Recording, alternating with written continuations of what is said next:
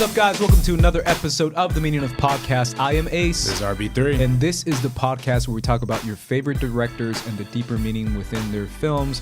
And once again, we're doing a non-director episode, kind of like last week where we did a TV episode.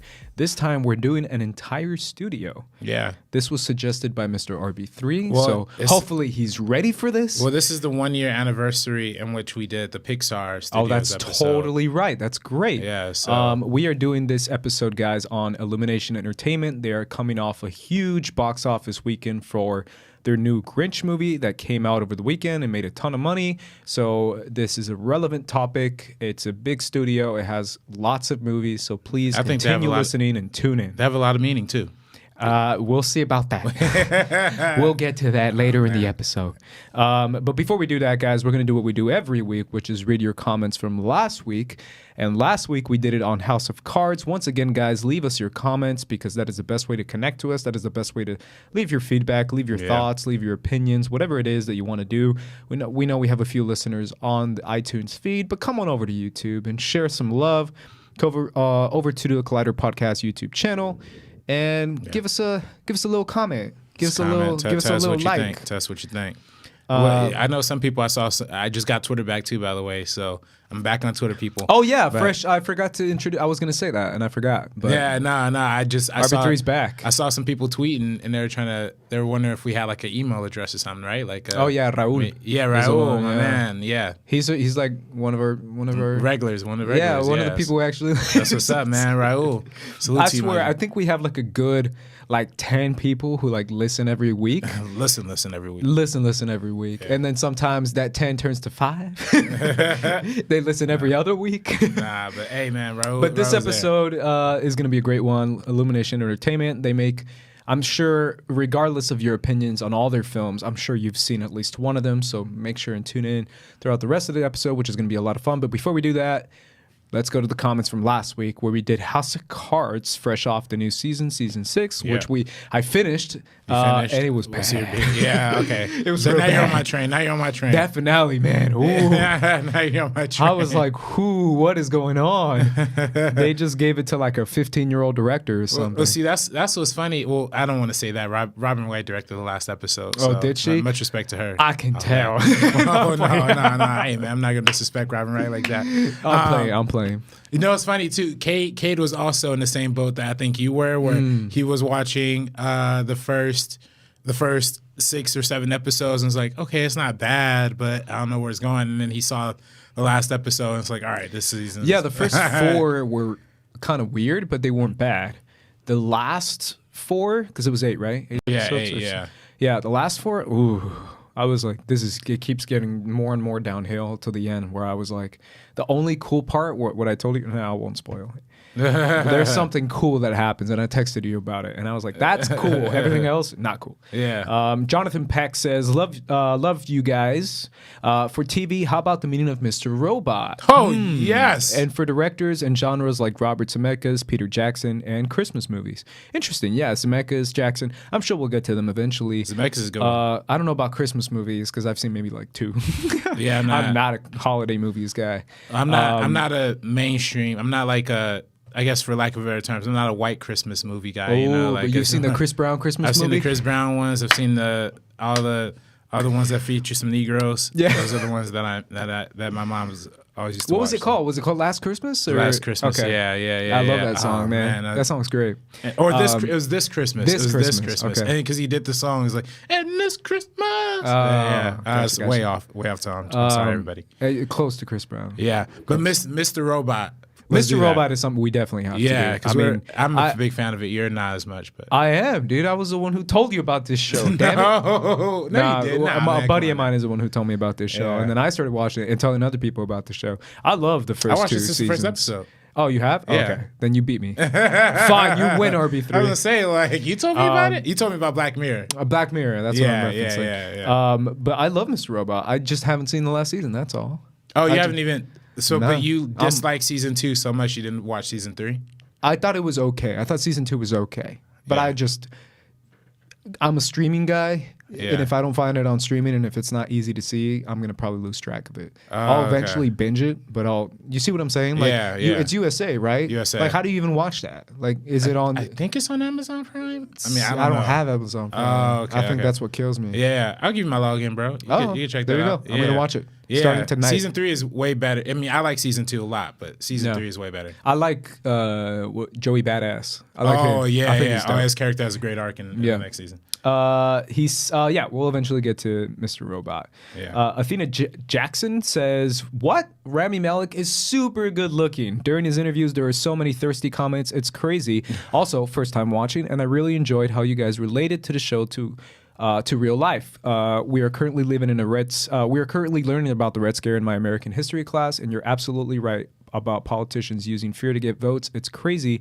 how little certain things have changed. Yeah, it's crazy how we keep reliving the same thing over and over again. I was rewatching, I saw the interview that Scott Mans had with Adam Driver, and they kind of talked about it. They talked about Black Klansman, because it's crazy how Spike Lee made a very bold choice.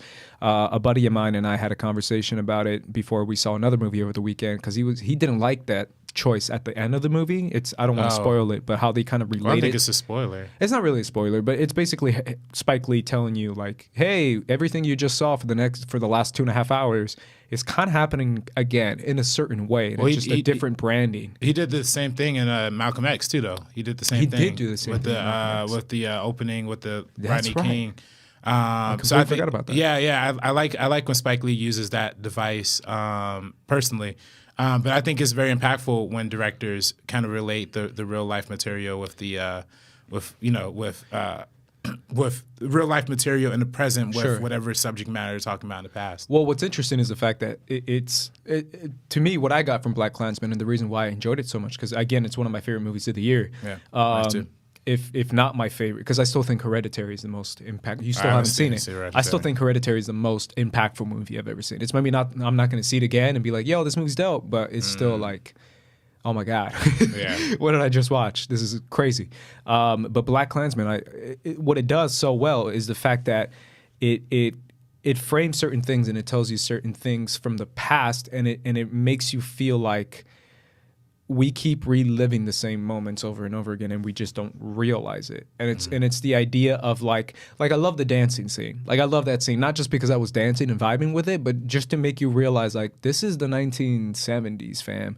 Like, this was so long ago where freaking this kind of music was playing, and now just to show you the time jump that we have lived, and yet that word "yet" still comes up because we relive the same thing again. Yeah. Because this was way back in, you're like, oh, that stuff is dead and over with. We're super progressive now. And it's like, not really.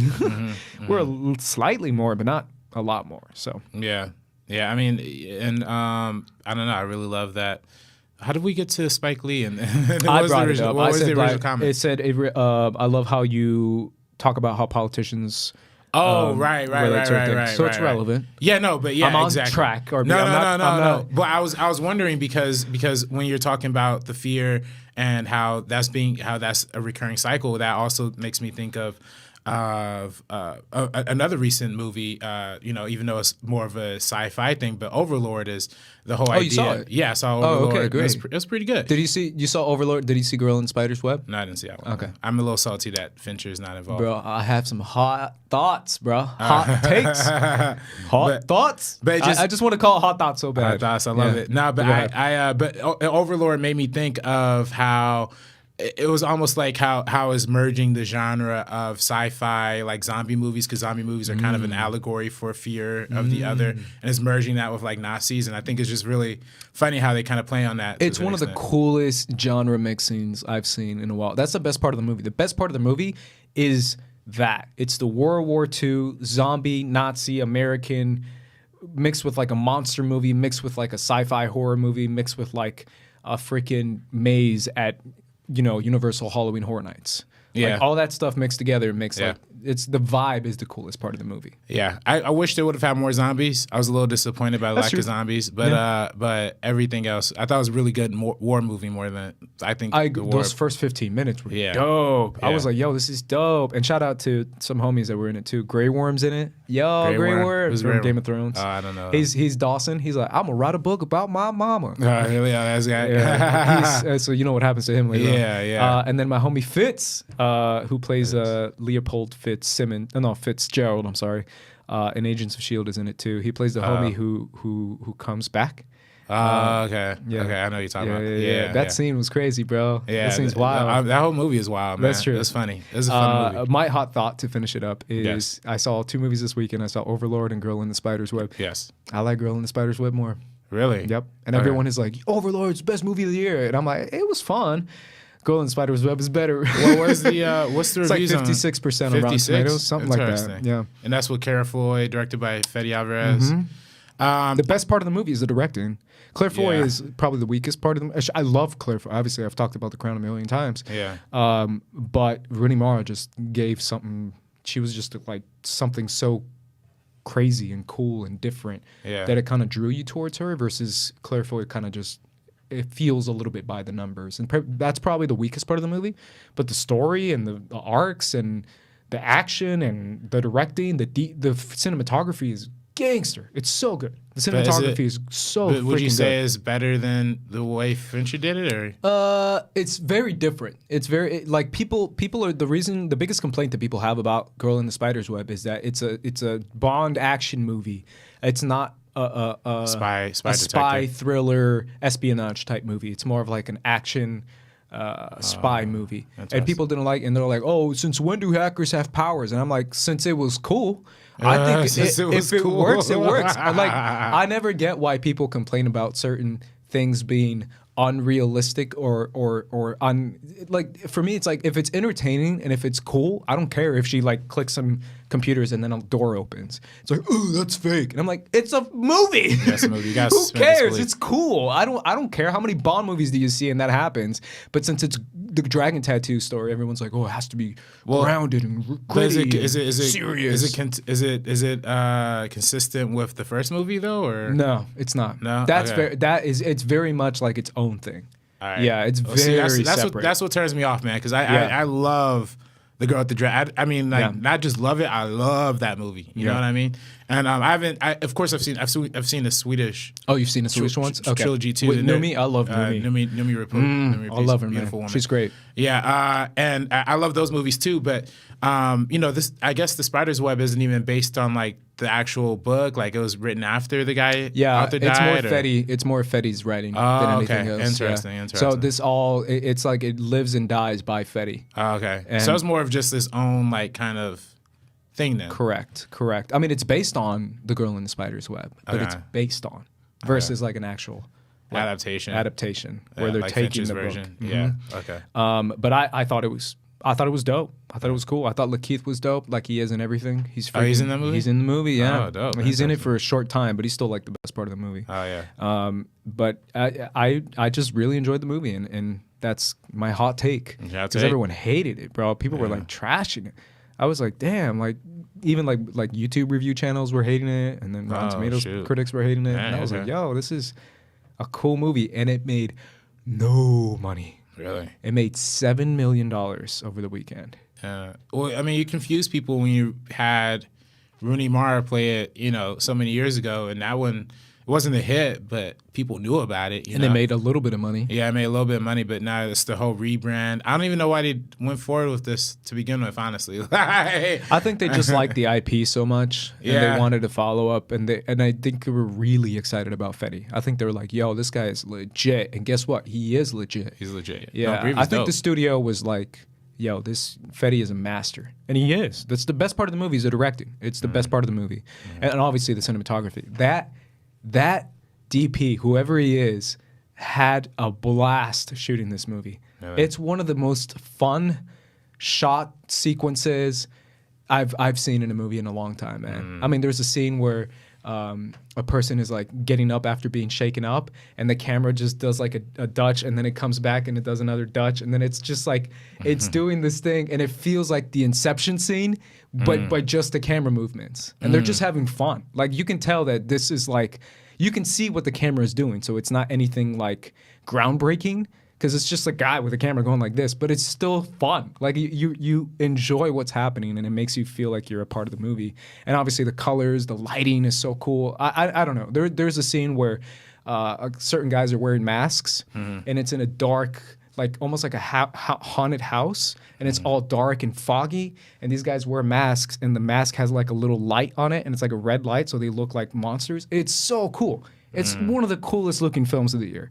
Like, that's my biggest... just go see it for the DP if you don't want to see it for the story. Okay. I might check that one out then, man. I mean, even though I'm still a little salty, but I still, I still support this. To Latino directors, Fede Alvarez. Shout out to I'll support that. Claire Foy. And Lakeith, man. Lakeith is dope in the movie. He's so cool. Claire Foy, better in First Man or Girl with the Spider Web? That's a tough one. I would say First Man by a little bit, yeah. Okay. But she's still better in The Crown by far. She's still an amazing actress, and she's still transforming completely. It's just like going from Rooney Mara. It's just hard because Rooney Mara is my favorite actress. Yeah. Like literally my favorite actress. Yeah. So it's hard to follow that up because she's such a different Lisbeth. So yeah, go see it. Those are our. Oh no.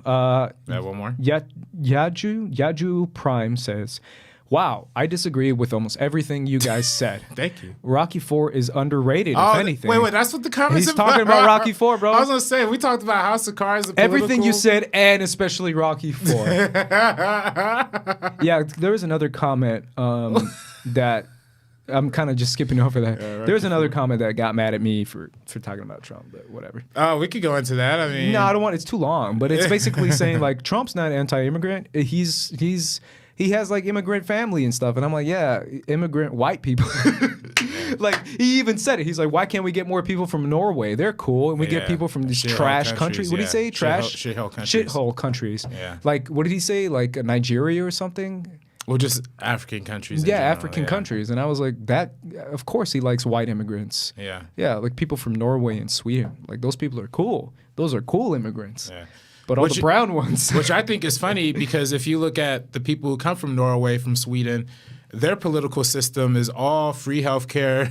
That's literally what the movie freaking Girl in the Spider's Web. Yeah. They literally talk about how Sweden and I mean they do it in another report too that I saw, but Sweden is like super freaking liberal. Yeah. Super liberal. Yeah. They're one of the most progressive countries. They took in more immigrants than any other country over the past 5 years. And they have the most immigrant per capita spacing wise as far as how many people live in the country and how many immigrants live in the country. And it's the highest in Sweden. Wow. Because they're liberals, man. Because they're very progressive. They're extremely progressive. And so is Norway and too. It's working. Their economy's booming. Their people are happy. I just met a girl from Norway. She was staying here for a few months. She have accent? Uh-huh. She had an accent and everything, yeah. Oh, shit. Super piercing white blue eyes and just like whitest person I've ever seen. And I was like, yo, Norway's dope. But yeah. That's kind of a funny comment to say too, but it's true. It's very true. Now, thank you for disagreeing on Rocky IV. Now let's get into Illumination Entertainment. Illumination.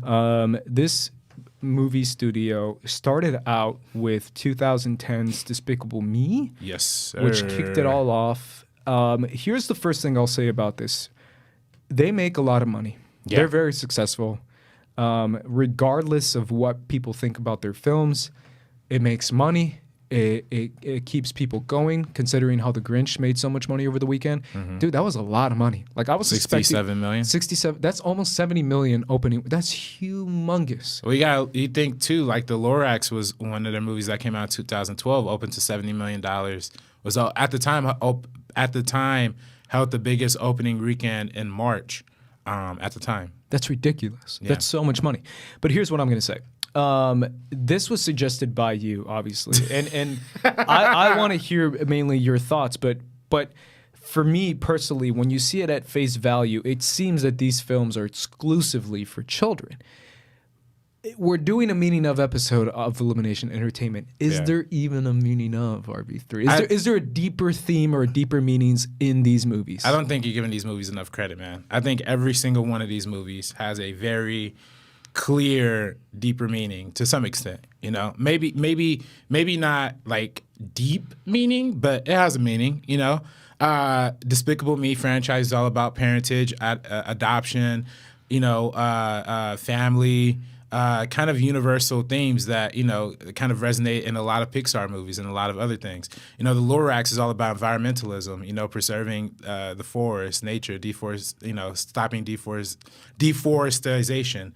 What else they got? Minions. I think Minions is all about immigration. You know, I think that movie's all about, you know, I think the movie's specifically designed to kind of comment on like the current state of immigration to some extent too. You know, Sing the movie Sing with the singing animals. That's all about reality starism, fame. You know what I mean? I think they all have something to say, man. And you're laughing. No, I'm not. But I'm gonna prove my points, man. Ain't nobody watching this, so they can't see my face. They're just listening. Man. Okay, all right, I'll take it. So I think they all have something to say here. Here's my follow-up question to you. Yeah. Kind of not changing the subject, but slightly changing it. How do you review a film that is clearly targeting a much younger demographic than you? Do you judge it based on what you think the child will react to this movie, or do you judge it based on your own personal feelings on this movie? Because I think that's the biggest disconnect when it comes to Illumination, and I'll get to it further on my notes. But for me, it's the concept of 47-year-old men sitting down and watching Minions go da, da, da, da, da, and just like there's a disconnect versus a child, a 7-year-old's gonna laugh his head off because it's stupid noises, and any stupid noise is gonna make a 7-year-old laugh. Yeah. How do you judge a movie like that? How do you review a movie like that? Well, I mean, I think it just comes down. I mean, you can interpret how a kid will like it all you want or not, but you know, you're not a kid if you're, you know, I guess reviewing a movie. So I say just take it at whatever value you take whatever movie at, you know, because to me, I try and look at everything, you know, as kind of evenly as possible, if that makes sense. You know, like I'm not gonna, you know, I think to me the biggest problem in movie reviewing and movie score, and you know, I think grading things on a scale is kind of like not cool to me. You know what I mean? Like I hate how people are less harsh on a Star Wars movie than they would be on like a Luc Besson movie, for example, or a lot of people are a lot more critical, let's say, of like a darker DC movie than a lighthearted Marvel movie, because the Marvel movie is for kids, is making them laugh, you know, where I think you could find a pretty good amount of value on both of these properties to some extent. And to me, it's like I try and grade everything as holistically as possible. Now, when it comes to Illumination stuff, is that a little more difficult because most of it's targeted towards kids? Yes. But I still think the first Despicable Me, and I think the second one too, has a lot of things that adults could clamor onto as well. And I think it's just whatever you find as a personal, you know, connection is where you have to run with. I feel like I'm opening Pandora's box by even suggesting these kind of comments, because just the idea of films in general that get judged differently, like what you're saying right now about that, is so interesting to me, because I personally feel like there's also a version of that, which is A Wrinkle in Time. Like a lot of people were like, yo, this movie's dope. And I was like, no, it's not. We saw it. And it's like, it's not. It wasn't that bad. It was. Don't take it back, RB3. You were on my side, well, bro. I didn't say it was like you didn't that like the movie bad. at all. Well, I either. didn't like it. Bro, I didn't like it. Come on, man. We reviewed the movie together. Yeah, don't take it back. Okay, I'm not taking it back. Stick with your original opinion, man. Nah, I'm sticking with my opinion. I don't think it's like the worst movie ever made. Like that's what I'm saying. Okay, like, I never said that. I just thought it wasn't good. Yeah, it just wasn't good. That's not good. No, it's not. It's not good. Yeah, no. but I don't know. Do you think it got favorable reviews because of Ava DuVernay? Yeah, and how Ava DuVernay represents so much more than just the film. She represents like change. She represents women directing. She represents women of color. She represents power. Like she represents a lot. So the fact that a lot of critics might have been like, you know, might have been a little more hesitant, but they weren't. They were very honest with their opinions. But there's also Pandora's box to that, because I've been hearing certain stuff about Roma, which I haven't even seen yet. Most people haven't seen yet. But the fact that a lot of critics are like, I don't get it. It's just brown people. And I'm like, well, that's not fair. Like, you know, maybe just look at it from their shoes, because a lot of people maybe are not, they say that they don't connect to the movie. Is that the criticism of it? Yeah, I've heard that a few. I've heard that on this freaking channel. Wait. See, I think that's the problem, you know? Like, I don't think relating to a movie... Well, that's what I'm saying, right? I agree with you, but a lot of people, literal people outside this door right now who are probably hearing me, we're talking about that. I was listening to For Your Consideration. I guess I'll call people out. I don't care. For Your Consideration, they were talking about Roma. Jeff Snyder and Scott Mantz were talking about how they were like... Oh, and Perry was too. How there was like, I didn't really connect. I don't get it. Like, I don't really connect to their story, and I don't really connect to what's going on. And a lot of critics were saying that, and I was like, oh, I didn't know people were judging Roma like that. Like, that's not how you should. Just because he's like a 42-year-old white guy reviewing a movie. I don't know how old they are, but it's like, that's not fair. Like, you know, am I right or am I right? There's certain ways where it's like, just because the story is about a Muslim family or an African family or a Latino family, like. You shouldn't just base it on your own opinions, but at the same time, you kind of should. What's the balance there? Yeah, I mean, your perspective is always going to play a part into it. I think to some extent. For me, watching foreign cinema, for me that my realization of not being able to relate necessarily to the culture or to what I'm watching on screen, I kind of realized very early on, like, that's not a good way to look at foreign films in particular, right? Because especially with those movies, you know, this is a whole different country, a whole different language, with Roma's in black and white. So I think the movie's almost designed for people not to relate to it. But it is, I mean, to some extent, you're right, though. I mean, you do have to incorporate your own perspective into it. I probably like Black Panther a lot more than a lot of people do because I'm black. So, I mean, I can't really help that, you know? But I also think that outside of it being a Marvel movie, I think is a very smart espionage film, a very smart comic book movie in general. I think is a very smart political tale about like the rise and fall of an empire and then rise again. You know, I think it's just as good of a movie as any other big blockbuster movie that goes on to win a bunch of Oscars, in my opinion. So, sure. But then again, I might be looking at it from tilted lenses, from a biased perspective. Yeah, and you could acknowledge that. Is that possible? I mean, I can acknowledge it, but I think to some extent, like regardless of the fact that I'm black, I think I could still make a sizable argument for I think this movie is just as good as. I mean, I said it before on the show. I think it's just as good as something like Gladiator, just as good as something like. Maybe not as good as Gravity, but you know. I thought you were going to say Avengers: Infinity War. It's definitely not as good as Infinity War. It's better. Yeah, it's better than Avengers: Infinity War. You are right. But what I'm trying to get to is kind of going back to my subject. Is how do you do that with children's movies? Because for me, I'm unable to do it. To be completely honest, if I see poop jokes and fart jokes and kids are like having a ball, they're like, "Oh my God, this is the best movie ever!" And I'm sitting there thinking, "My God, when is this gonna end? Shoot me!" Yo, I don't really see these kind of. I don't see these kind of movies. I don't see Illumination movies like really in theaters, except for like Despicable Me 1 and 2 because I was like of age during that time, you know. But like the Target demo, I was in Target demo. But like beyond that, like I wouldn't watch any of these because I just feel weird being like an old guy in like a movie theater. Well, here's my counter to you. Let's get into the comparison. The fact that.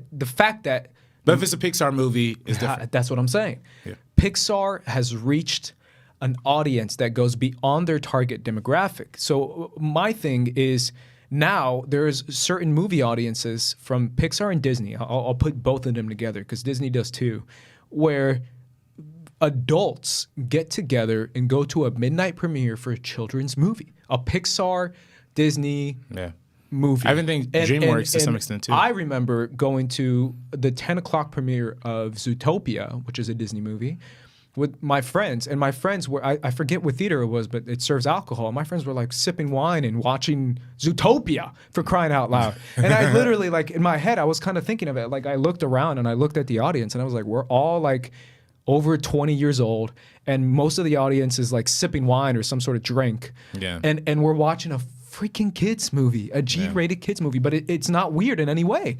And now I think it should be weird. And now I go to see Pixar and Disney movies with my mom every year. Like I'm probably going to go see Ralph Breaks the Internet with my mom. Like, there you go. So I counter you by saying that doesn't really happen with Illumination Pictures. You don't really see a 27-year-old me go by myself or with my friends to go see Minions or to go see Despicable Me 3 or to go see Grinchmas. Like, we're probably not going to do that. We're going to do it with Coco. We're going to do it with Zootopia, but we're not going to do that with any Illumination movie. Why is that? Why is it the fact that Pixar and Disney can have both audiences, but for some reason, Illumination doesn't have that same connection? Well, Pixar movies don't go for the cheap joke. You know what I mean? Like, for the most part, if you take a Pixar script and make it into a live action movie, it's pretty much like a drama, like to some extent, right? And I mean, Pixar just has it a lot. You know, Pixar's whole idea, you know, their whole structure is based around making stories that are more than just for kids, right? Whereas I feel like Illumination, they're specifically targeting kids in their demographic. But I think, you know, I think if you're targeting kids, that doesn't mean like you don't have anything that, you know, I think if you're targeting kids, you don't really have, that doesn't mean you don't have anything to say necessarily, or you don't have anything of quality. It just means that you might be dumbing down the humor to some extent, you know, or you might be not, you're not trying to reach for some sort of, I feel like to some extent, the Illumination movies are reaching for quality, but they're reaching for quality from a different demographic, whereas the Pixar movies are intended for adults. I feel like Pixar movies are almost intended for adults more than kids to some extent, because if you watch a movie like if you watch a movie like Inside Out, like and try to show that to a 4-year-old, 5-year-old kid, they'll have no idea what they're looking at. You know, I remember when I was a kid and I watched Up, and Up as a kid, like as a kid, that is not like a fun movie, you know. Like, that is not a fun movie. But then as you grow to appreciate the story, and in general, all Pixar movies are told from a adult perspective to begin with. Toy Story is told from like the cowboy Woody perspective. Yes, is that not accurate? Yeah, no, but I'm saying not all of them. But Riley and Inside Out, you just named. But I mean, her emotions are adults. You know what I mean? And Joy is supposed to be portrayed as an adult. Same thing with the focal character, and I think the focal character in all their movies are adults for the most part. Maybe the good. I mean, I didn't see the Good Dinosaur, but all of it is about reliving the past. Yeah, all of reliving your childhood, reliving your childhood, or reliving your dreams, or all of the Pixar movies are about reflection, and I think that's why they connect so heavily to adults too. Whereas Illumination movies are not about that. They're just there's different subject matter. And do you think they should be, or do you think what they're doing now is making money and they should just keep doing what they're doing? I mean, they're making money. I mean, I don't know what critically like those movies are looking like. I'll bring it up in a minute. Yeah, I have them all. You have them all. Yeah, okay, I have them all, bro. You got a case on me right now. I got a case, bro. Yeah. All right. So, I mean, I don't know particularly like. If they should do what they. I mean, they're making money. I mean, they should keep doing what they're doing. Do what they're doing, but then it doesn't hurt to make better movies too. I mean, if they want to, but you just said it right there. We can end the podcast with that. Make better movies. But I think quote by RB3. I think everybody can make better movies, though. I think everybody can make better movies. I guess, but movies. I mean, that's such a broad perspective. Versus, I feel like if I'm a writer or a director or an animator in Illumination Entertainment, and obviously I'm generalizing, I am kind of going in my thought process thinking, what would a kid want to see? What would a kid want to laugh at? That's kind of the thought process versus what you said before with Pixar is just, let's just make a good movie. Like that, the difference between let's make a kid laugh versus let's make a good movie. There's a difference between those two. True, but I think trying to make a kid laugh doesn't cheapen what was surrounding it. What the purpose of a movie is. Yeah. That's true. Yeah. That's my final point, and we'll stop after this and we'll go through the movies. Yeah. Do you think a children's animated movie has a responsibility to deliver a cohesive, positive message? Something that the kids can kind of go out with a bang and hang on to and say, Yeah, that animated movie was good because it had a positive message. So throughout all the poop jokes and all the stupidity, there's a positive message at the end. Or in Pixar, throughout all the good stuff, there's a positive message that kind of comes full circle. I remember me growing up and thinking of what my parents were thinking of watching the movie. And as they were watching the movie, they were always thinking of that in mind. They were purposely avoiding these silly animated movies and making me watch movies that had like super positive messages. That's the thought process of my parents taking me to see these animated movies, and me growing up with Disney, Aladdin, Mulan, Tarzan, all movies that have some sort of relaying message that my parents can have a checklist and just say, check. My kids can watch this because it's not just silly jokes. It actually has a good message. That's why Disney was like my mom's go-to thing, and that's why my mom and I have that connection with Disney, because we still watch Disney movies together every year. It's because she would always find that in all these Disney movies, they always came back to something good. A good message is what my mom would say. And that's the thing that she can kind of rest her hat on and say, there's plenty of poop jokes, but at the end, there's gonna be something good at the end. Right. Should a kids movie have that? Or should it just be entertaining? I have two answers. Because it could just be entertaining. Well, I have two answers. For one, do I think a kids movie has a responsibility to do that? No, I don't think any movie has a responsibility to. But it's different when it's kids movie though, because you're right. Any movie that doesn't have a responsibility to do anything, you're right. It can make you feel awful. Like Hereditary made me feel awful, and I still think it's the best movie of the year. Right. But that's an R-rated horror movie. This is a kids movie. We're talking about a different brain structure as far as demographic goes. Their brains aren't fully developed yet. So it's. You see what I'm saying? Yes. It's different. But I also think that, like, I think to some extent, I'm going to give two contradictory answers, though. So this is why. So let me say this. I don't think a movie should have any sort of responsibility. But I prefer... Including kids' movies. Yes. But I prefer if a kids' movie has a positive message. Now, I'm saying that because I think that you can have a kids' movie that addresses not something so positive and also be very impactful. I think immediately to the movie Bridge of Terabithia, which came out in like 2009.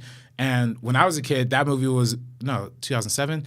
But it was with Josh Hutcherson, and that movie is all about death. The main character dies like halfway through the movie or whatever, and then the rest of the movie is. And it's a Disney movie. It's a Disney kids movie that they ran ads for all over Disney Channel.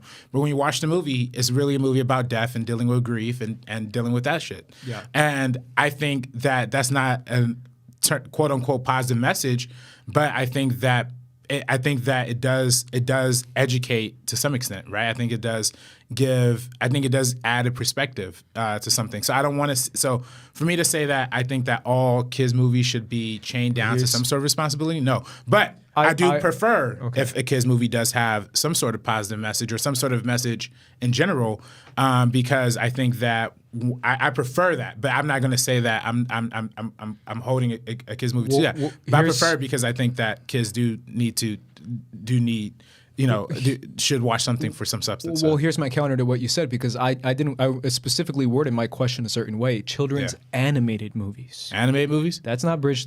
That's not A Monster Calls. That's not the Wild Things Are. I'll give you another one. I'm talking about animated movies, because animated dumbs down the demo. Like kids, like those movies that you were talking about can be like slightly older, but I'm talking animated movies means like you tiny, bro. Like you can be a little kid and watch these animated movies. Well, if we're talking about like things for like 4-year-olds, 5-year-olds, 6-year-olds, 7-year-olds, like little kids. Well, no, I would also go back to movies like The Black Quadrant or Treasure Island, that are Disney movies that are not but so. But Treasure Island is PG. That's already but telling the parents. It's animated, but it's also targeted to kids. It was targeted to kids too, though. It's true, right? It is. But I'm saying, fine. I'll put my final stipulation. G.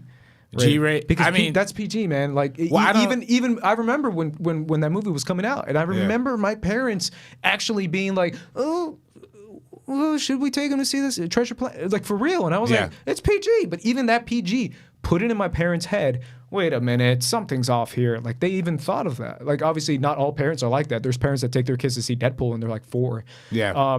Because they don't really have that connection to the MPAA, but my parents do. And they were very specific as what movies they were letting me see or taking me to see. Right.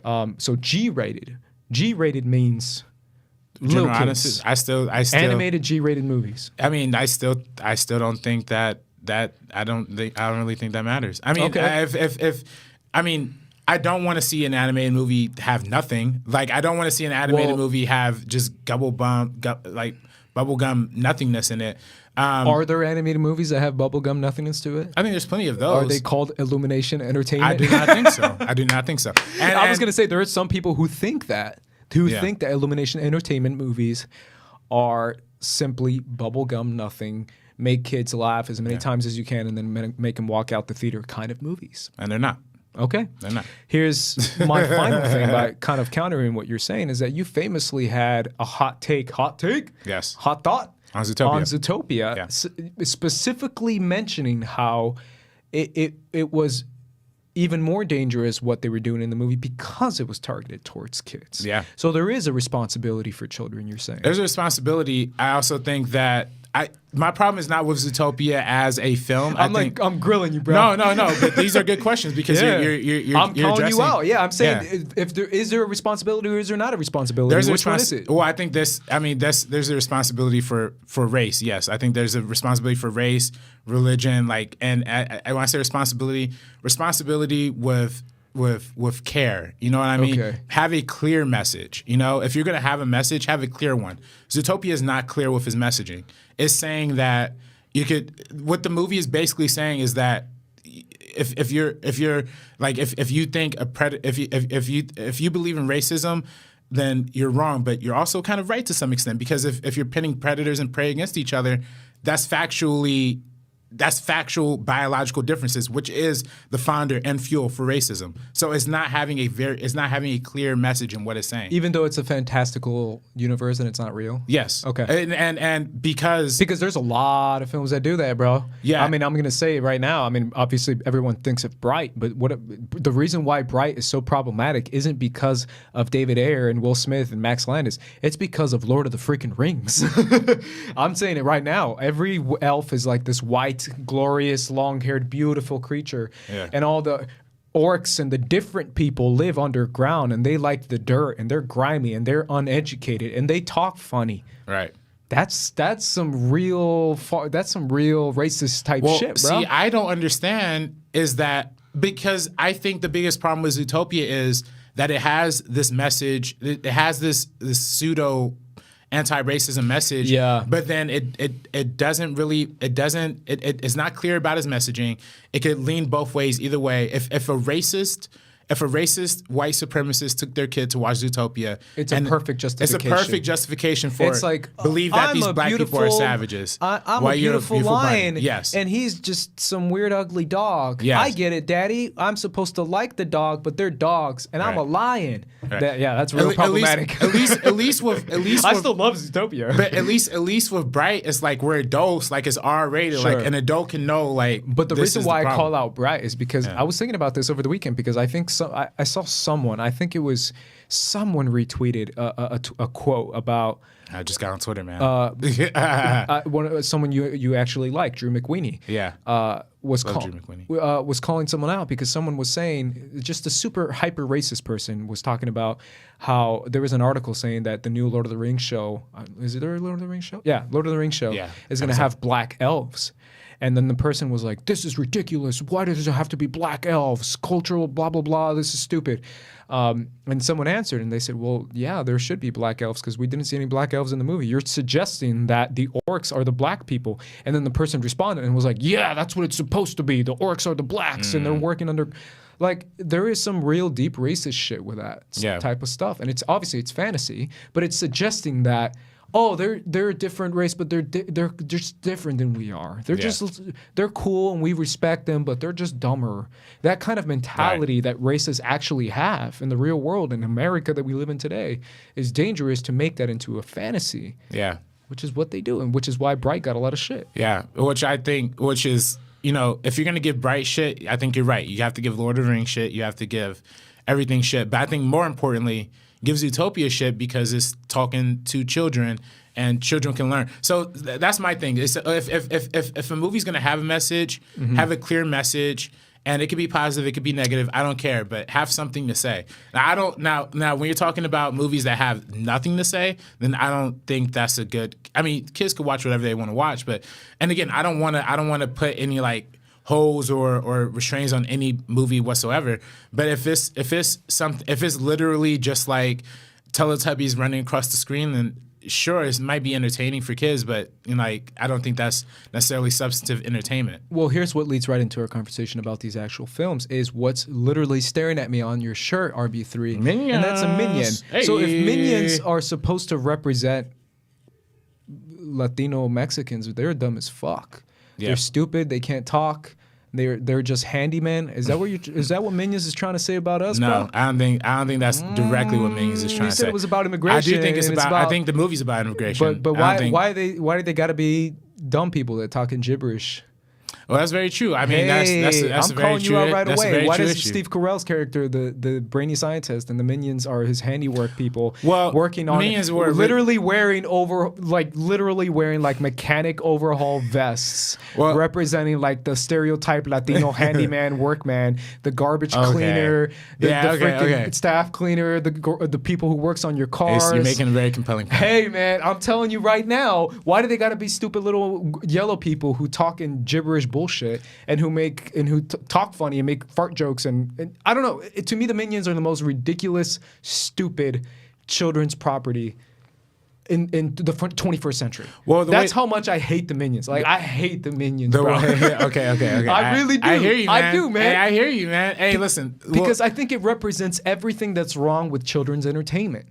Just dumbing down a race of people, a cultural race of people, making them seem as stupid as possible and making them a punchline for a joke. I literally had a friend come up to me and ask me if the Minions were actually speaking Spanish. I'm like, no. And he's like, I thought they were Latinos. You gotta be I thought they were smarter than speaking that, Spanish. And I was like, I know, obviously it was a stupid question.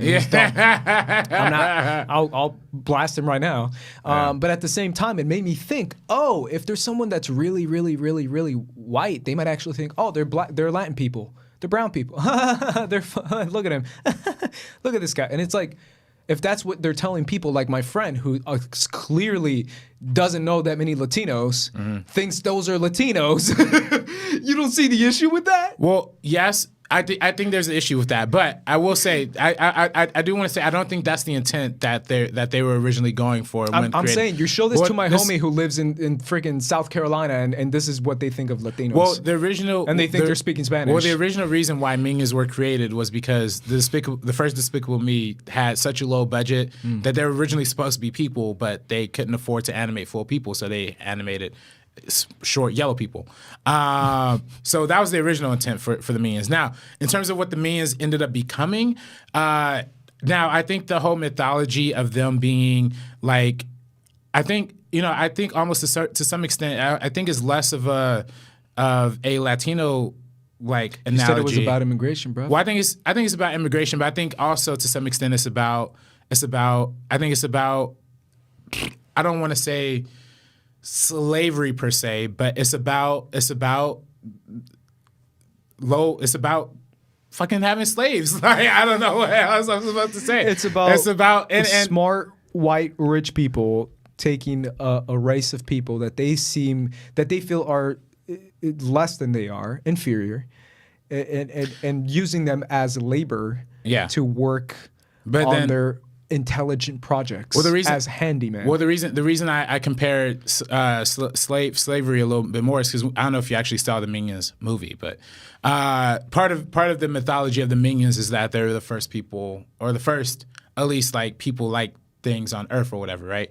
So to me, I liken it to like how how everybody originated from Africa, right? How Africans were kind of the origin points, but then there were never because right off the back they were enslaved and or given or I guess I should say programmed to have a master, they've always resided in some sort of master. So that's why, and when they go to like 1968 or whatever in the movie, and then they're looking for a supervillain to have, you know, to be their like main villain or whatever, or to be their, you know, leader master, or whatever. Yeah.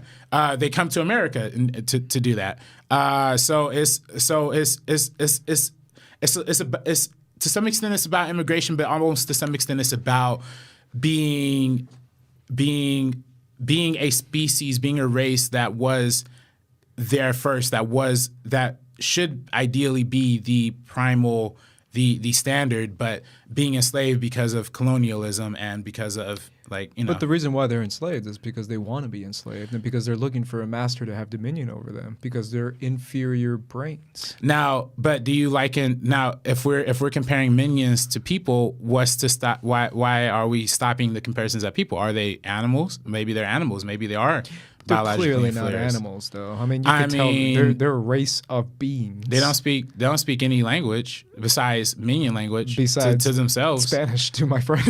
Besides Spanish, but you know, but the animal comparison. I mean, I think we could almost think of them almost to some extent with the animal comparison, because all of Illumination's animations is all about animals, right? To some extent. You're changing the shit, though, man. Well, no, I'm just saying. I'm giving multiple meanings. This is the meaning of podcast, Ace. Am I not supposed to give multiple interpretations? But I think, but they can't be animals and have an immigration status to them.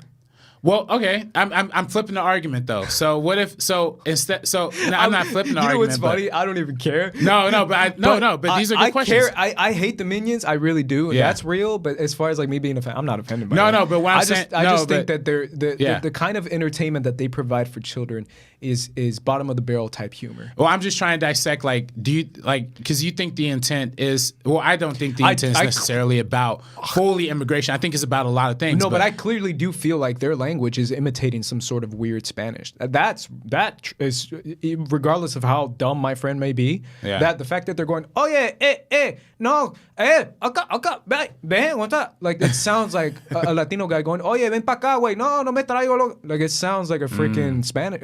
It sounds like Spanish. It's clearly supposed to imitate some sort of weird Spanish language. I get that. Or the Spanish accent, kind of like the penguins from, what is it, Happy Feet? Or what is that? Madagascar. Madagascar. Like, the penguins that are Latino. What movie is that? I think it's not Happy Feet.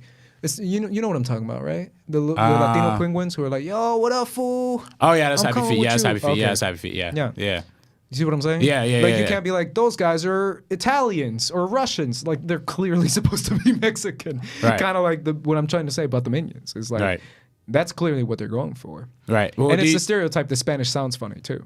Well, do you think? I mean, these movies I've heard before, but these movies are incredibly popular in Latin American countries, though, too. Yeah. So, do you think this movie is giving a narrative? Like, I mean, of course, like, these characters. I think these movies are popular regardless of where the country is, man. This movie's huge in China. But do you think the subtext applies to even something that's more closely Latin than, you know? Yeah, because humor translates regardless, man. Because humor is, if you're showing dumb humor to any country, that's why these movies make so much money. It's because it's dumb humor. I mean, it really is. Like, it's fart jokes. It's he hit a wall, he fell, something crashed into him. It's just the most bottom of the barrel type humor that translates to any language, any culture, anywhere. And that's why this movie made $1.1 billion. Minions. That's funny. That's huge, that's crazy, man. And that proves that the fact that they don't speak a real language and that they use bottom of the barrel type humor can translate really well. And that's why these kinds of movies make so much money. Right. I'm just saying that it's the lowest form of entertainment. It provides. It really is. It provides. It provides a representation of stupidity to children, and it kind of provides them like an outlet to be even more stupid. I don't know. For me, this is just showing kids, look, stupid shit. You do stupid shit now. And it's like, nah, man, give my kids some good. I wouldn't show my kids Minions. Yeah, that's my personal take. Minions is not like the deep. Did you watch Minions though? Yeah, man. Yeah, and like the actual movie. Oh yeah, I saw half of it. Yeah, I mean, it's not like a terrible movie. Like, it's not, but. Okay, but like, but my thing is, this is my personal take now, because you said it doesn't matter. I do think it matters, because I think there is a form of entertainment where kids are obsessed with repetition, right? That's how they learn in school. That's how the world is made of with children and their brains. Their brains are learned to repetition. And what these kinds of movies provide are repetition through stupidity, repetition through falling down humor, poop humor, dumb noises humor, where that just making dumb, like, trust me, as someone who has like 5 nieces and nephews and is like live with them, bro, they just hear dumb noises and they start laughing, and they're laughing really hard, and then they start making the dumb noises. It's teaching children that stupidity is cool and it's funny. But you don't think these movies have something other to say other than that, or if it is, it's lost with that. If I have a really tiny, small little apple and then I just dump it in shit, it's gonna still taste like shit, bro. What? Hey, I think of it more as taking an apple and putting in caramel, sugarcoating. All that caramel is actual shit. Nah, I don't know about actual shit, but it's sugarcoating the pill. I think it's sugarcoating the pill. That's how I see it. Like how the whole idea. I think Disney does that. You think Disney? I mean, of course Disney does that, but like, do you think Disney doesn't? Disney doesn't. They sugarcoat the pill, but they don't make it. The pill is not like anything other than like what Disney usually says. Pixar aside, if we're talking about strictly Disney, well, I mean, are you talking about like Pixar? Because I feel like all Disney movies are saying the same thing. Let's go. I think to some extent, any good animated movie, in my opinion, has dumb humor. Yeah, dumb humor you can find in a Disney movie, in a Pixar movie, in a Sony animation movie. What are those movies called? Cloudy with a Chance of Meatballs. Lego movie. Sony Animation. Yeah, Warner's. Yeah, Lego movie. All those movies have silly humor, but the silly humor is played in a certain way that can be easily digestible. It's not a loud noise or a fall or a poop joke. It's not the quick. It's like a camera shot that repeats in Cloudy with a Chance of Meatballs when they see the giant meatball in space. Right. It's a joke that comes full circle. It's a gesture that they do throughout the movie. Those are the kinds of silly humor. It's silly. It's super. I can acknowledge how silly it is. What's the Lego movie? Lego movie is it's all silly jokes, but it's still so freaking funny, and it's so entertaining for kids and for adults, and it doesn't need to do the repetitions of minions bumping each other in the head. Well, I mean, I think Lego movie does have a lot of like repetitive dumb things for kids, though, right? Absolutely, but I'm saying it's not the stereotypical tropes. Because you don't like the humor in it, is what you're saying. No, I'm not saying I don't like the humor. Yeah. The humor works. I mean, the kids are going to laugh. I'm saying the humor is bottom of the barrel humor. It's literally a black and white kind of humor. What are those guys called? The Three Stooges. Yeah. That's the kind of humor it is. That's all it is. Like every single movie is the Three Stooges. Versus Lego movie can have humor on Batman having a dark past, or Chris Pratt having no friends, or little cats saying funny noises. Like those are silly. It's all dumb, but it's different varieties of a different type of humor versus Three Stooges. Someone gets hits in the head. Someone falls down. The water explodes. Now he hits his other friend. Now he's making loud noises. Now he's making funny faces. That kind of humor. I mean, I think I'm disconnecting a little bit with you, because I just don't think there's anything wrong with that necessarily. I don't think there's. Okay, fine. I am saying there is something wrong with that. I'm saying what my initial question was. Yeah, if movies have a certain responsibility towards the minds of children. There's nothing wrong with that. But if that's all a movie is. Well, I think they're more than that, to my kids, I think they're more than that, Ace. I think you're really shortchanging Illumination, man. Tell me about... have you watched Despicable... You watched Despicable Me, right? And you don't even like that one. I don't like Despicable Me. Which was nominated for Best Animated Feature when it came out, by the way. I didn't like it. Despicable Me, Despicable Me 2, Despicable Me 3, and Minions. Let's talk about those first. Yeah. What is it? What is it that these franchises trying to say? Well, I think they're very strong on family. I think they're very strong family movies. I think in terms of particularly with adoption, right? And adoption is something that we don't see a lot portrayed in any animated, in most animated films. Toy Story? But they're not adopted. Andy's not. Is Andy adopted? The 3 little aliens that the potatoes adopt, bruh. Oh, right. Come on. I mean. Those That's are their funny. kids, though. Yeah, they're kids. Yeah, that's funny. Yeah, come on now. I know it's a side story, but it's still there. Yeah, no, but I'm just saying, I know like, what you mean. in terms of having and because I know a lot of people who come from adopted families and from shelter homes and things like that, and how their troubled past kind of riddles their relationship with their new parents, right? And I think that's exactly what we see in this movie, and how these like kind of misbehaved kids who nobody else wants, and how this sense of abandonment kind of fuels what they feel, and how having somebody in their life like Gru, having somebody who is like irresponsible, who is evil, who's literally evil, having to cope with being a parent with them forces change on both ends, and I think that's on both the kids and the adult of Gru. Now, is it silly? Yes. Are the minions farting all the time? Sure, but I think at the end of the day, the relationship between father and daughters is something that is something that's, for one, universal, and for two, I think very impactful in depicting and depicting a relationship with a family that you have to kind of become accustomed to, something that you weren't born, a family that you weren't born into initially. And I think Despicable Me 2 kind of You're a minion re-ups now? on that. Yeah, I'm a minion.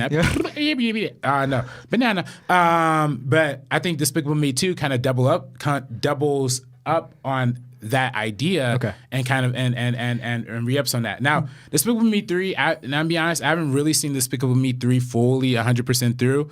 Ooh, don't get me started on that movie. But there's, Jesus Christ. as the in-law story, as the twin brother or whatever. Yep. I thought that shit was funny. Oh man, it's bad. Well, hey man, Hitchcock used repetition too, man. Duels, doubles. That was a common thing in Hitchcock. You're comparing same thing. Despicable Me to I was Hitchcock.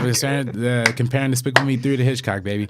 And then Minions, like I said, I think Minions could say a lot of things. Now, I was semi like on the defensive when I was saying they're kind of, they kind of represent animals, but I think to some extent there is a representation of like domestication in there, right? Now, whether or not that's like actual literal slavery, like I kind of alluded to before, or if it's low-paying workers like migrants, or if it's like actual literal animals, because I just think animals, because like literally every other movie they make outside of Despicable Me franchise is about animals. But it all kind of ties into the central idea of who we are. What's your identity? What is someone's identity? And with the Minions, sure, they're characters that don't speak English, but they have to find something within themselves, right? And does it is the ending now with the ending, they do ultimately are not like fully developed characters, and I think that's kind of the biggest problem with the Minions. I'd say is that like the movie doesn't have an actual resolution per se, but it does. I think it portrays a very specific type of companionship between the people. I guess. I'm not. You saying I'm reaching? Are you saying I'm reaching? Bro, you're pulling a Michael Jordan Space Jam type reach, bro. Man, that's you're not straight reach, up reaching, bro. I'm not reaching, bro. I'm not reaching. No, you got that MJ face. Nah. Reaching so that's hard. Not reach. It's not reach. What I'm saying is, I think it really does speak to some level of companionship, either to someone's to a dog or his master, or to in a more cynical perspective, a worker and his a low-paid worker / slave to his master, and how that relationship kind of ultimately, because they end up tearing apart towards the end, and Minions go on their own and find their own thing to do. So, like I said, it doesn't really have a full resolution, which I think is a problem, but I think it does.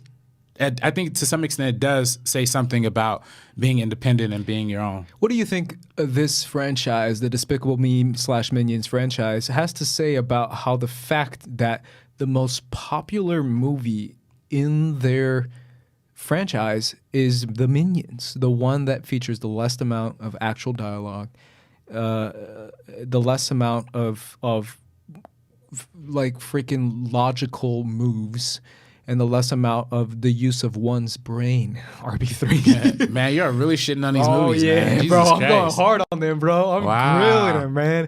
I'm straight up having a cookout, man. I'm having Man, a Jesus freaking Christ. Hawaiian freaking deep fried barbecue cookout, man. I'm burying this shit in the sand. Did the minion touch you the wrong way, Ace, when you were a kid? No, I'm just kidding. I really do feel like I think it says a lot about our world and our culture. The fact that I was talking to my mom about this. The fact that stupidity is always going to win. People love stupid shit, man. People buy stupid shit. People love to laugh at stupid shit. Like, that's this type of stuff that, for some reason, everyone can kind of get behind. Why do you think that is? It's universal, and I think, no pun intended, but I think the minions, like the fact that minions don't speak an actual language, I think makes it more relatable. Like anybody could pick up a Minions doll or toy. So you don't see this as problematic in any way? You don't think it's like bringing down the animated feature to like a level that's kind of like Michael Bay level? Well, like Illumination is not the only one making animated movies, you know. Like no, I'm saying making animated movies that are like this. I mean, like they're just. I mean, they target different demographic. I'm not gonna I'm not gonna get mad at Disney Channel for making Phineas and Ferb. You know what I mean? I'm not gonna be mad at Illumination for making dumb humor. What I would get mad at Illumination for is and I think they are victim to this a lot of times, is they will have a premise that's really great and have a really strong idea behind it, but don't really follow through with a complete resolution and make it and their films are pretty surface level and pretty clear about what they're about. But I wish they had a full arc to what they're about to some extent, because I think it's particularly with me that movie is Sing, right? When you look at something like Sing, that movie has so much potential to be about so much more than it's actually about, but it doesn't really follow through on a lot of the bigger ideas that it presents. But I don't think that's a criticism for it being a kids movie or for it having dumb humor. It's just more of a criticism on the movie. But I guess that's kind of my point about this whole conversation is the fact that movies like Sing that have a lot more potential choose to be just like a fun musical experience for kids, so they can have like a fun laughing time. I don't think something being silly and having dumb jokes is mutually exclusive from having substance. I just named a ton of movies that I thought were silly and had dumb jokes. Like Lego Movie, like other movies like that Clouded with a Chance Meatballs is super dumb. Yeah. But it's still like, it comes full circle to one of the deepest types of conversations they have in the movie.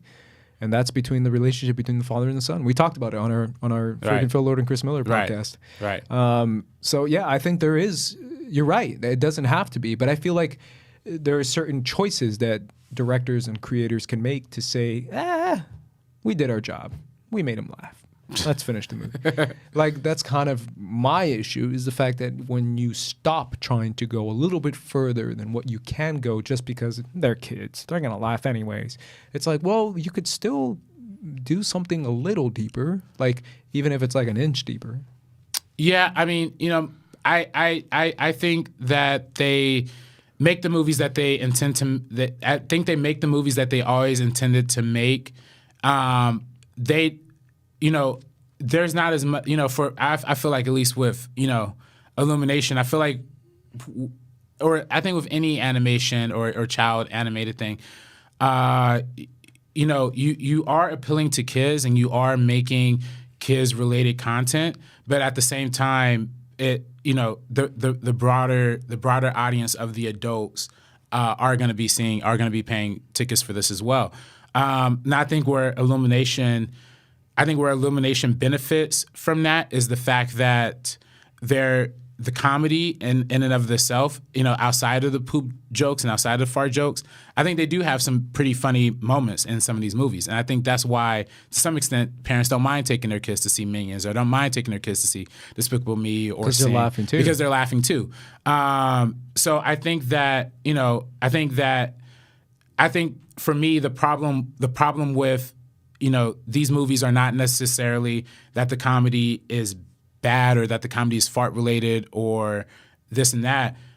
if I think it just leans too far into the conventions of comedy of trying to go for the laugh instead of going for a little bit of substance. But I can make the same criticism, and I did make the same exact criticism when we were talking about Trainwreck a couple weeks ago with Judd Apatow, right? On the Judd Apatow episode. Oh, that's a movie, that's an R-rated comedy, but I feel like that movie doesn't have much substance outside of trying to go for the laugh.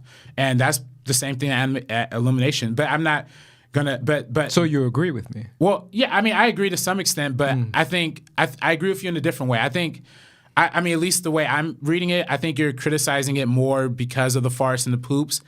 I don't necessarily criticize it because of that. No, I'm criticizing it because that's all they choose to be. Right. That's it. Well, I don't think that's all they choose to be. Okay. I think they do choose other things, and Sure. I think a lot of movies do have other quality aspects in them outside of the poops and the farts. Which one do you think has the one that stands out the most? That you're like, oh, that was good.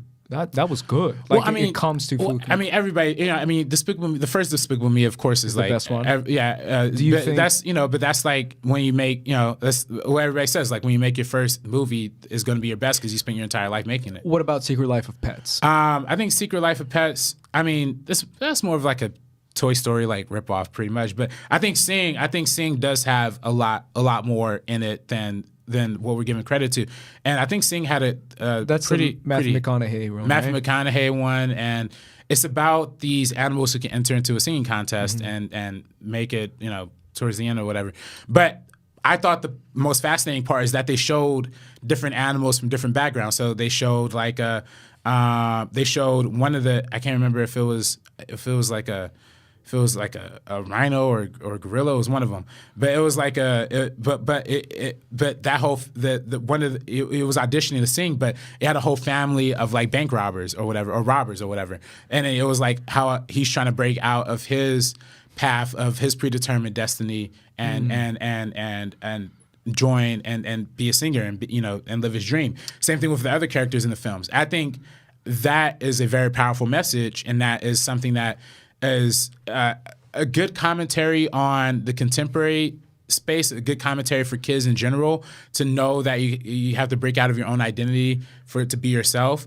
But then it like I said, it dilutes it a little bit towards the end, and I wish they would have focused a little more on the personal aspects between the characters or whatever. But I think throughout this entire episode, because I'm closing up right now, just so you know. Wait. Well, I'm sorry. I think what we I gotta learned, get it before we close up. No, I have to get I'm not closing up. I'm just gonna say I think what we learned so far is that I'm just very, very picky when it comes to animated movies. Yeah, I was gonna say like I'm picky, bro. Which Illumination films have you like seen like fully? Like I've seen Despicable Me 2, Despicable Me, Minions. I've seen part of Sing because it's on Netflix. Yeah. Despicable Me 3. Despicable Me 3? Okay, I haven't seen Despicable Me 3. Or not fully. What was the last thing you wanted to say before that? Because I was just saying that I just feel like it all comes back to my first question that I asked you. The responsibility of challenging the mind of children, minds that are literally developing, is a little bit more. I think there should be a little bit more responsibility. That's all I'm saying. Yeah. That it shouldn't just be about the silly humor. Have all the silly humor you want. That's not necessarily my issue. My issue is when you make it all silly humor. Yeah. And then it concludes with nothing. With, like I said before, imitation of stupidity. That's it. That's just my issue. Well, I think these movies. I think to me, these movies do have more. Well, what was the last thing you wanted to say? Oh well, no. I was going to ask because I think. Well, I was going to ask you which ones had you seen, because I was wondering if you had seen like the Lorax or the outside of the Despicable Me, because the Lorax is very clearly a pro environmental movie, and it's probably that one is probably the most clear in its like messaging. Yeah, it's. I mean, it's based on the Dr. Seuss book, for crying out loud. But it's about, I was gonna say. Yeah. That helps. Yeah. But it's all about preserving the environment. And Danny DeVito's in it, as he plays the Lorax himself. Zac Efron plays the kid. And it talks about the harms and the effects of deforestation. And I think and I was curious to see if you had seen that one, because I think, at least to some extent, that might adjust your perspective to some extent, maybe. You told me to check this one out. Maybe, I mean, if you don't like these movies, you're not going to like this one. You're like, watch Mr. Robot season 3. Yeah, let's watch Mr. Robot season 3. But if you're not going to like if you don't like Illumination, you're not going to like this one. But I'm just saying, like, for me, this was, for me, because I think I might have been probably on your train to some extent. I probably would have been against, like, and I love the first Despicable Me, but I think if I had seen all the other Illumination movies besides Lorax, besides Sing, I would think it's just dumb, poopy, stupid humor. But I think for me, watching those movies do have some sort of reading that you can, some sort of deeper reading you could take from it. And I think it's not bad, I think, well, not bad in terms of it, like, it's not the worst kind of way of projecting the humor. It's still similar type of humor, but it's not like overbearing in the same way that the Minions are, for example. I get you. But I don't know. That's just what I think. But I like the Lorax. I still haven't seen the Grinch. Let's see. So I love the original. The Grinch already came one. out. Secret Life of Pets 2 comes out next year. Yeah, as well as Secret Life of Pets is good though. Minions 2, not good, but Minions 2 in 2020 and Sing 2 in making a Minions 2020. 2. Yeah. All right, see, that's where I have a problem. Like, don't continue the Minions franchise. That movie didn't really have an ending. Where are you gonna start it from? Oh my God! Thank you. Holy crap, bro! I can't stand the Minions, man. Yeah. I can't stand them. Yeah, I just wish they should have gave a little more, a little more oomph in it. But also, and also I think I mean, this is more of a conversation about, like, the whole industry in general, the whole movie industry in general. But these movies have a relatively lower budget than a lot of animated films. Have a relatively you're right. I shouldn't compare, because I have the budgets in front of me right now, but they're compared to Disney. Compared to Disney, compared to Disney, Pixar. Pixar spends all their money. Well, that's what I was gonna say. Like, the Pixar movies spend years and years and years and years. Literally, and like 7 years. Minimum 7 years. Yeah. Minimum.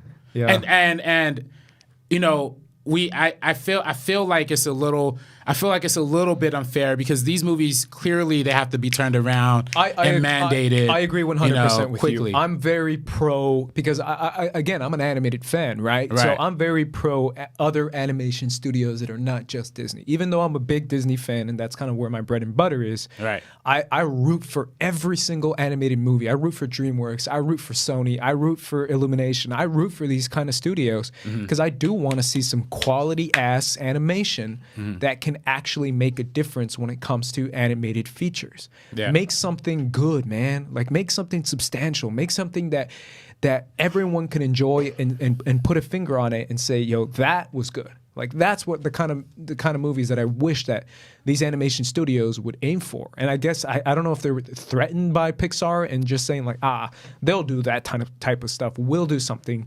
different. We'll just kind of focus on the potty humor and then call it quits. Yeah. Which is disappointing to me, because I'm rooting for them. I'm rooting so hard. I'm hype on Spider-Man Into the Spider-Verse so hard. Yeah. So hard. And That's obviously, gonna be great. Because it's Spider-Man and because it's a Latino Spider-Man. What's up? Yeah. Latino Spider-Man. Yeah. Half black, half Latino. That's what's up. We both represent this movie. I was going to say, man. Hey. I was going to say. Because when I talked to my homie, he's like, yo, first black Spider-Man. And I'm like, yo, first Latino Spider-Man. Puerto Rican, right? Puerto Rican? He's Puerto Rican, hey. yeah. So for me, it's like, I'm going to call him Latino, and then black people are going to call him black. Yeah. But for me, I'm like, I'm hype on the first Latino Spider-Man. And I got my mom hype. She loves animated movies, man. I just told you before we went on, I don't know if you heard me, that my mom was talking about Grinch. She was like, "Oh, should I check this one out?" And I told her, "Nah, man, that's stuff, I told her not to." But she loves animated movies, and she really likes those kind of animated movies that break the barrier, that break the border, that break the boundaries of just being silly kids movie and being something a little bit more that can have a little bit more meaning, like Coco. Obviously, we all went nuts with Coco, but Moana. My mom loved Moana. We loved Coco. We love those kind of movies because it's not just because they're Disney. I mean, that's part of it, but it's also because they provide something a little bit more for kids, and so kids can kind of reach something a little bit higher than just, if I make funny noises with my mouth, my brother's gonna laugh or my friends are gonna laugh. That's all I'm trying to say. All right. Either way, I texted you beforehand. I told you I was going to go hard. I think I went a little too hard. I was going to say, I apologize to everyone who listened all the way through. Illumination Entertainment, man. Bro, hire me, Illumination Entertainment. Yeah, get this guy. Holla at your boy. Man. Hey, I still rocking the minions. Hey, holla at your boy. I don't care how racist they are. I'm just kidding. I might Holla not be at able me, to man. wear the shirt anymore. I'm going to be working at Illumination Entertainment in 2 weeks. Hey, bro, you speaking minion right now, bro. What's happening? Hey, man, you see because I'm Latino, man? Are you what? What'd you say? Either way, catch me at Illumination next week.